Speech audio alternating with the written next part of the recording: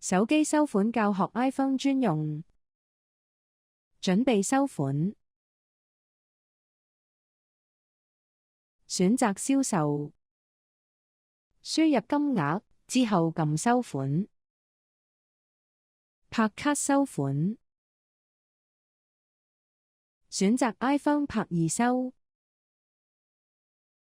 將顧客信用卡或者電子錢包放到 iPhone 頂部 NFC 接收位置。成功後，系統會顯示成功接受版面。數碼收款。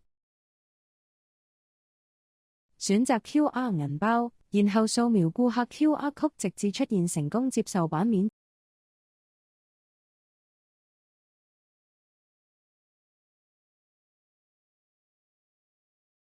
電子收據 QR Code 掃碼。喺成功接收版面下方選擇 QR 圖示，將 QR Code 展示俾顧客掃描，即可取得電子收據。